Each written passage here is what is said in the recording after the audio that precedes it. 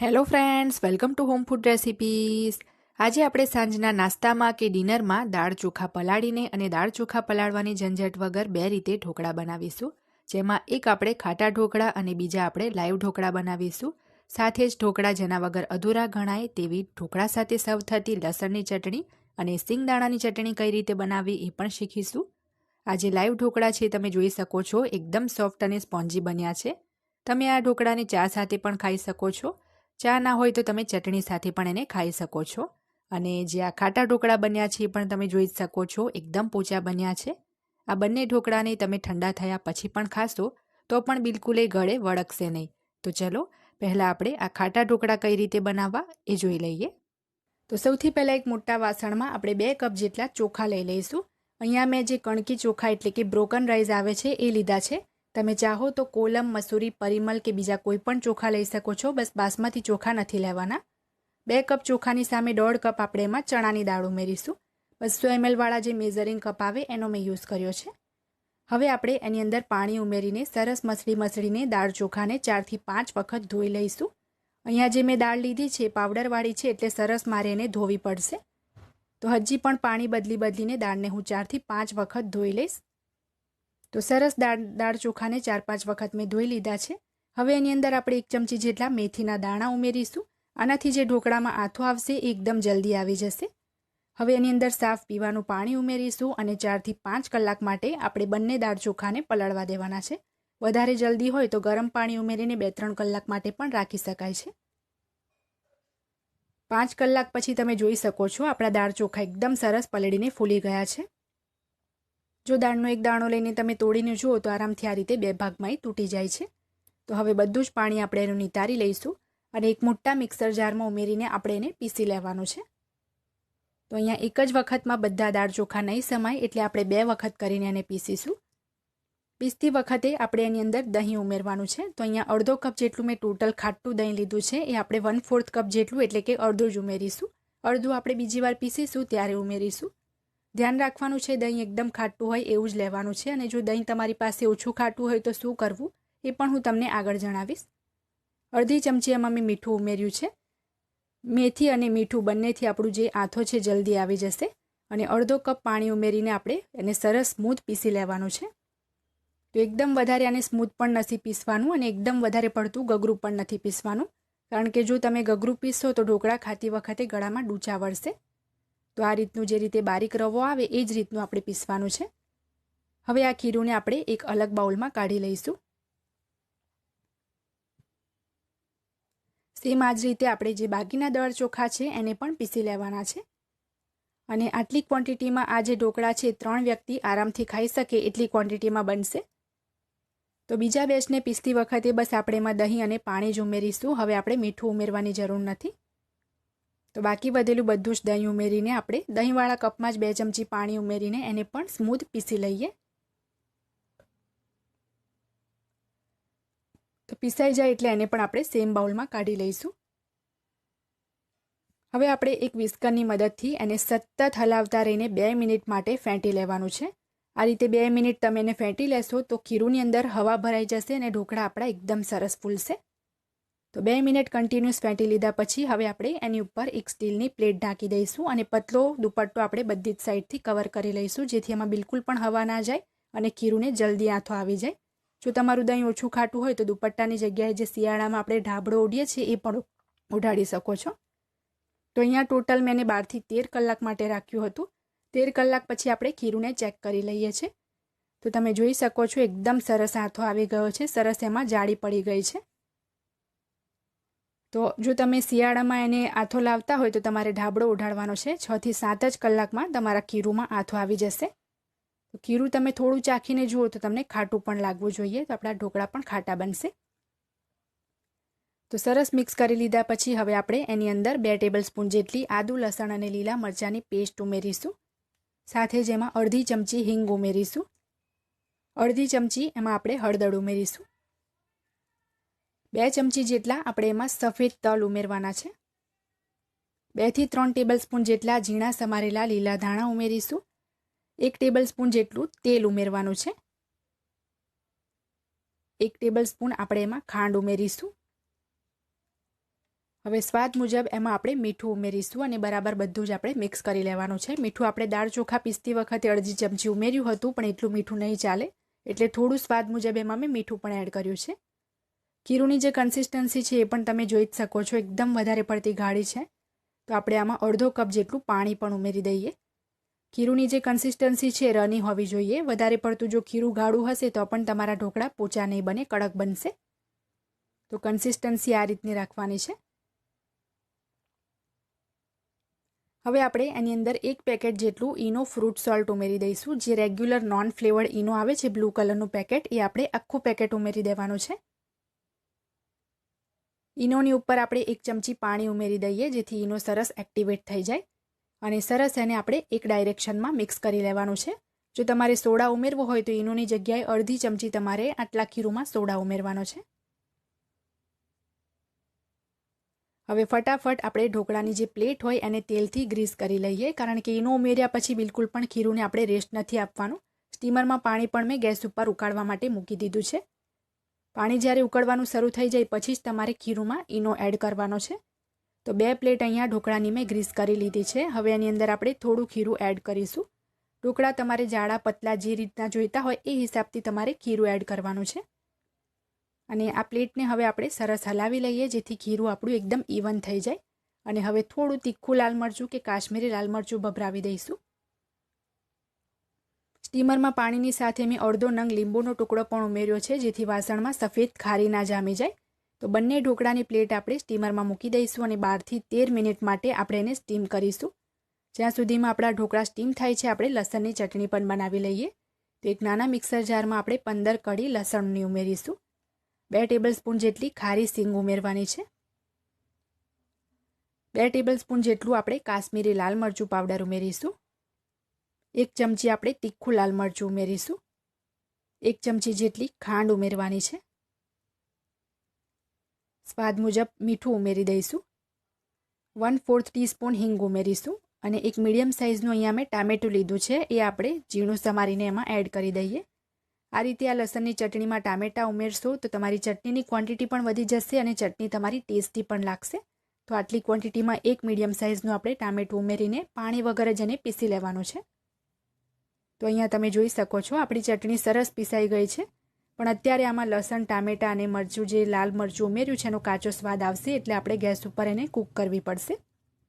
તો એક પેનમાં 2 ટેબલસ્પૂન જેટલું આપણે તેલ ઉમેરીશું. તેલ ગરમ થાય એટલે જે પીસેલી ચટણી છે એ આપણે એની અંદર એડ કરી દઈએ. હવે એને બરાબર મિક્સ કરીને આપણે 2 થી 3 મિનિટ માટે કૂક કરી લેવાની છે. તો 3 ટેબલસ્પૂન પાણી મિક્સર જારમાં જ એડ કરીને એને જ આપણે પેનમાં એડ કરી દઈએ અને 2-3 મિનિટ તેલ છૂટું પડે નહીં ત્યાં સુધી આપણે ચટણીને થવા દઈશું. 2 થી 3 મિનિટ પછી તમે જોશો તો ચટણીમાંથી બધું જ તેલ ઉપર આવી ગયું છે. આપણી લસણની ચટણી રેડી થઈ ગઈ છે.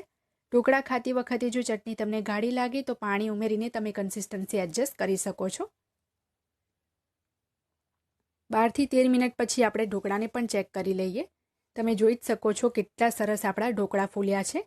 આ રીતે ચપ્પુથી ચેક કરીને જુઓ તો ચપ્પુ એકદમ ક્લીન બહાર આવ્યું છે, બિલકુલ પણ ખીરું એના પર ચોંટ્યું નથી. તો આ પ્લેટને આપણે બહાર લઈ લઈશું. જે બીજી પ્લેટના ઢોકળા છે એ પણ સ્ટીમ તો થઈ જ ગયા છે, પણ આ પ્લેટ આપણે નીચે મૂકી હતી તો થોડું એના ઉપર પાણી દેખાશે, એટલે ઢાંકીને 2 મિનિટ એને ફરી સ્ટીમ કરીએ. 2 મિનિટ પછી એને ખોલીને જોઈ લઈએ તો તમે જોઈ શકો છો સહેજ પણ આના ઉપર પાણી નથી. આને પણ આપણે ચેક કરી લઈએ. તો તમે જોઈ શકો છો આ ઢોકળા પણ એકદમ સરસ સ્ટીમ થઈ ગયા છે. ચપ્પુ એકદમ ક્લીન બહાર આવ્યું છે. તો જ્યારે ઢોકળા આપણા ગરમ ગરમ હોય ત્યારે જ આપણે એના ઉપર સિંગ તેલ લગાવી દઈશું. આ રીતે સિંગ તેલનો સ્વાદ ઢોકળામાં ખૂબ જ સરસ આવે છે. જો તમારે વઘાર કરવો હોય તો થોડું તેલ લઈને રાઈ, જીરું, લીમડાના પાન અને હિંગ ઉમેરીને તમે વઘાર પણ લગાવી શકો છો. પણ મારા ઘરમાં આ જ રીતે ઢોકળા બધાને પસંદ છે. હવે આપણે આ ઢોકળાને કટ કરી લઈએ. આ ઢોકળાને તમારે કટ કરવા પહેલાં 2 મિનિટ ઠંડા થવા દેવાના છે, પછી જ કટ કરવા. જો તમે એકદમ ગરમ ગરમ કાપવા જશો તો ઢોકળા તૂટવા લાગશે.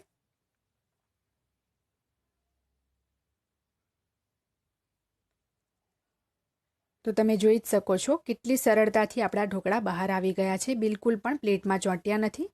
એકદમ પરફેક્ટ અને જાળીદાર આપણા ઢોકળા બન્યા છે. જો તમે મારી જણાવેલી વાતોને ધ્યાનમાં રાખીને આ ઢોકળા બનાવશો તો એકદમ સોફ્ટ અને સ્પોન્જી બનશે. ખાતી વખતે બિલકુલ પણ તમને ડૂચા નહીં વળે. તો આ ઢોકળાને હવે આપણે એક પ્લેટમાં સર્વ કરી લઈએ.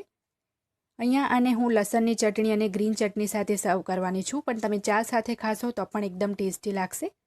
મોસ્ટલી રાતે ડિનરમાં દરેક ગુજરાતી ઘરોમાં આ ઢોકળા બનતા જ હોય છે. વધી જાય તો તમે સવારે ચા સાથે પણ એને ખાઈ શકો છો. એકદમ ટેસ્ટી અને સોફ્ટ ઢોકળા બન્યા છે. હવે આપણે દાળ ચોખા પલાળ્યા વગર લાઈવ ઢોકળા કેવી રીતે બનાવવા એ જોઈશું. ખીરું બનાવી લઈશું. એ માટે એક બાઉલમાં આપણે અડધો કપ જેટલો બારીક રવો ઉમેરીશું. અહીંયા મેં 250 ml વાળા જે મેઝરિંગ કપ્સ આવે છે એનો જ યુઝ કર્યો છે. 1/3 કપ આપણે એમાં ચોખાનો લોટ ઉમેરીશું. 1/4 કપ જેટલો આપણે અહીંયા બેસન લેવાનો છે. બધી જ વસ્તુ આપણે ચાળીને જ લઈશું. સાથે જ આપણે 1/4 કપ જેટલો એમાં અડદની દાળનો લોટ ઉમેરીશું. હવે એની અંદર આપણે અડધી ચમચી જેટલી હળદર ઉમેરીશું. સ્વાદ મુજબ મીઠું ઉમેરી દઈશું. હવે એમાં 1 ટેબલસ્પૂન જેટલી આદુ લસણ અને લીલા મરચાંની પેસ્ટ ઉમેરીશું. 1 ટેબલસ્પૂન જેટલો આપણે એમાં લીંબુનો રસ ઉમેરીશું. અડધા નંગ લીંબુના રસ ઉમેર્યો છે. 1 ટેબલસ્પૂન આપણે એમાં તેલ ઉમેરીશું. હવે એમાં આપણે 1/3 કપ જેટલું દહીં ઉમેરીશું. દહીં જે છે અહીંયા આપણે મીડિયમ ખાટું લેવાનું છે. એકદમ વધારે મોડું કે એકદમ વધારે ખાટું હોય એવું નથી લેવાનું. મીડિયમ દહીં લીધું છે. હવે એની અંદર આપણે પાણી ઉમેરીશું. તો પહેલાં હું આમાં 1/3 કપ જેટલું જ દહીંવાળા કપથી જ માપીને પાણી એડ કરું છું. થોડું થોડું પાણી આપણે ઉમેરતા જવાનું છે અને વિસ્કરની મદદથી બરાબર એને ફેંટવાનું છે. 2 થી 3 મિનિટ માટે આપણે ખીરુંને સરસ રીતે ફેંટીશું. તો અહીંયા જે ખીરું છે આટલું ખીરું બનાવવામાં મને આશરે 1/2 કપ જેટલું પાણી લાગ્યું છે. તો આ ખીરું આપણું 2 મિનિટ માટે મેં ફેંટી પણ લીધું છે. હવે આપણે એને ઢાંકીને 15 મિનિટનું રેસ્ટ આપી દઈશું, જેથી આપણો જે રવો છે સરસ ફૂલી જાય. તો ત્યાં સુધીમાં આપણે ચટણી માટે એક નાના મિક્સર જારમાં 1/3 કપ જેટલા શેકેલા સિંગદાણા ઉમેરીશું. સિંગદાણાને મેં શેકીને છોતરા કાઢી લીધા છે. 1/4 ટીસ્પૂન જેટલું એમાં આપણે જીરું ઉમેરીશું. 3 નંગ આપણે એમાં તીખા લીલા મરચાં ઉમેરીશું. હવે આપણે એમાં 10 થી 12 લસણની કળી ઉમેરીશું. 1/4 ઇંચનો એમાં આપણે આદુનો ટુકડો ઉમેરીશું. 1 ટેબલસ્પૂન જેટલો આપણે એની અંદર હવે લીંબુનો રસ ઉમેરીશું. હવે એની અંદર આપણે 5 ચમચી જેટલી હળદર ઉમેરીશું, કારણ કે આ જે ચટણી છે એ કલરમાં પીળી હોય છે. સ્વાદ મુજબ આપણે એની અંદર મીઠું એડ કરી દઈએ. હવે આપણે એમાં 1/3 કપ જેટલું પાણી ઉમેરીશું અને બધું જ આપણે બરાબર પીસી લેવાનું છે.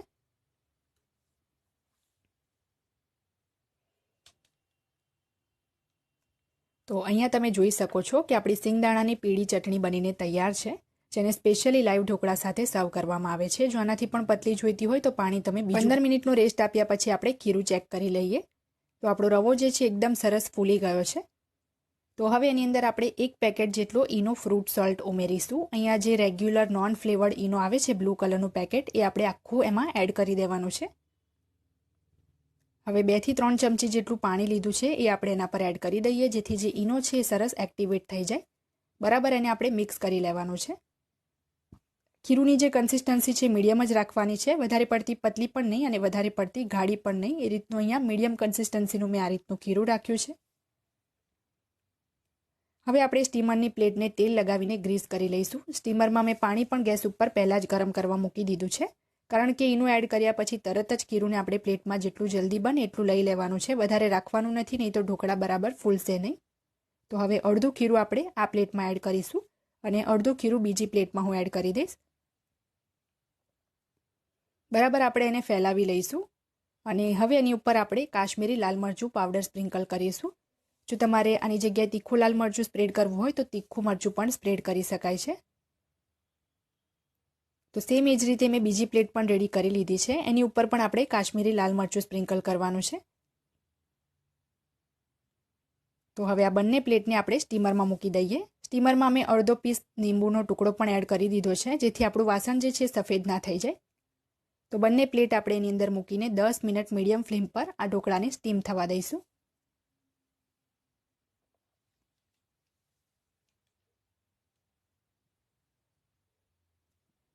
10 મિનિટ મીડિયમ ફ્લેમ પર સ્ટીમ કર્યા પછી આપણે ઢાંકણ ખોલી લઈશું અને એને ચેક કરીશું. તો ચપ્પુ અહીંયા એકદમ સાફ બહાર આવ્યું છે, મતલબ કે આપણા ઢોકળા સ્ટીમ થઈ ગયા છે. બીજી પ્લેટના ઢોકળાને પણ હું તમને ચેક કરીને બતાવું છું. એ પણ એકદમ સરસ સ્ટીમ થઈ ગયા છે. તો હવે ગરમા ગરમ આ ઢોકળાની ઉપર આપણે તેલ સ્પ્રેડ કરી લેવાનું છે. અહીંયા હું એની ઉપર સિંગ તેલ સ્પ્રેડ કરું છું, કારણ કે એમાં સિંગ તેલનો જ્યુસ થાય છે. આ ઢોકળાને વઘારવામાં નથી આવતા, આ રીતે તેલ જ એની ઉપર લગાવવામાં આવે છે. થોડા ઠંડા થઈ જાય ઢોકળા એટલે આપણે એને સ્ક્વેર પીસીસમાં કટ કરી લઈએ.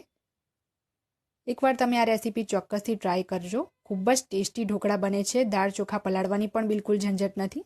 બિલકુલ સ્ટ્રીટ સ્ટાઇલ લાઈવ ઢોકળા આપણે બનાવ્યા છે, જે એકદમ ઓછા સમયમાં બનીને તૈયાર થઈ જાય છે. તો એક પીસ અહીંયા હું તમને કાઢીને પણ બતાવું છું કે ઢોકળા એકદમ સોફ્ટ બન્યા છે. દાળ ચોખાના ઢોકળાને ટક્કર મારે એવા આ લાઈવ ઢોકળા બન્યા છે. તો અહીંયા તમે જોઈ શકો છો એકદમ સ્પોન્જી ઢોકળા છે, એકદમ જાળીદાર બન્યા છે અને રૂ જેવા પોચા છે. તો હવે આ ઢોકળાને આપણે સર્વ કરી લઈએ. આ લાઈવ ઢોકળાને તમે સવારે બનાવીને સાંજે ખાશો તો પણ તમને બિલકુલ ગળામાં ડૂચા નહીં વળે. આ એટલા ટેસ્ટી અને એટલા સોફ્ટ બને છે. જો તમને મારી આજની આ રેસીપી પસંદ આવે તો ચેનલને સબસ્ક્રાઇબ કરવાનું બિલકુલ ના ભૂલતા. પાસે આવેલા બેલ આઇકનને પણ ચોક્કસથી પ્રેસ કરજો. તો આને આપણે લસણ ટામેટાની ચટણી અને સિંગદાણાની જે પીળી ચટણી બનાવી એની સાથે સર્વ કરી લઈએ.